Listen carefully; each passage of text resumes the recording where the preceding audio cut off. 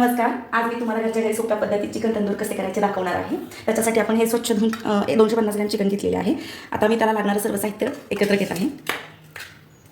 1 चमचा मीठ घेतला आहे. ते अर्धा चमचा हळद घेऊया. 1 चमचा मिरची पावडर घेऊया. अर्धा चमचा जिरेपूड. 1 चमचा धनेपूड. 2 चमचे आलं लसूण पेस्ट. दही आपण 2 चमचे घेणार आहोत.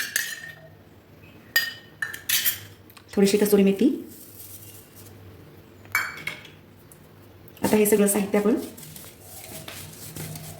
हाताने एकत्र करून घेऊया. याच्यामध्येच मी 2 चमचे तेल घालणार आहे.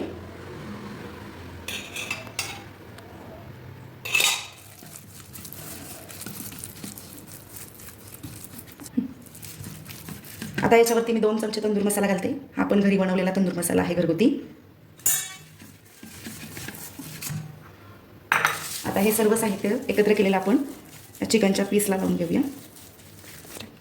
आता हा मसाला आपला तयार झालेला आहे. आता आपण तंदूरच्या पीसला लावून घेऊया.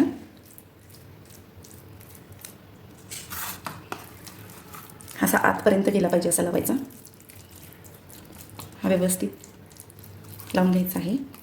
आणि तुम्हाला तंदूर मसाल्याची जर रेसिपी हवी असेल तर मला कमेंट बॉक्समध्ये टाका, तुम्हाला तंदूर रेसिपी मिळेल. आपण ही केळीची पानं घेतलेली आहे, स्वच्छ धुवून पुसून. आता आपण याच्यामध्ये तंदूरचे पीस पॅक करून उकळायला ठेवणार आहोत.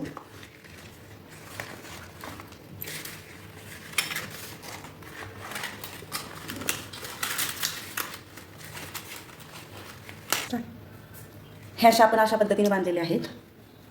आता आपण हे उकळायला ठेवूया. स्टीम देऊन घेऊया. याला पाणी ओतून घेते.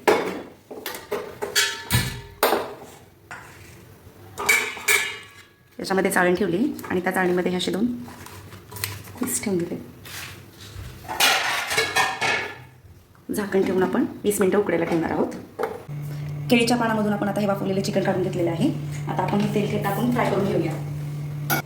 त्यासाठी लागणार आहे आपल्याला हा मसाला मगाशी राहिलेला थोडासा. त्याच्यामध्ये आपण 1 चमचा कॉर्नफ्लॉवर घालून घेऊया आणि थोडं पाणी घालून आपण याची पेस्ट करूया. ही पेस्ट तयार झालेली आहे. आता आपण 2 चमचे पॅनमध्ये तेल टाकून घेतले.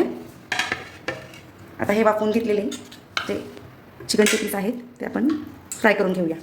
पुन्हा एकदा मी याच्यामध्ये या मसाल्यामध्ये डीप करते.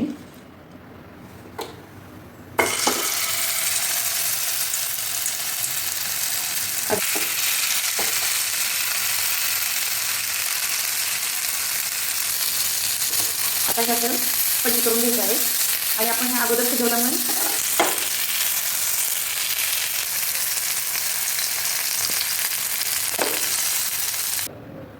असे हे आपले तंदुरी चिकन तयार झालेले आहे. अशा नवनवीन व्हिडिओ पाहण्यासाठी चॅनलला लाईक, शेअर आणि सबस्क्राईब करा.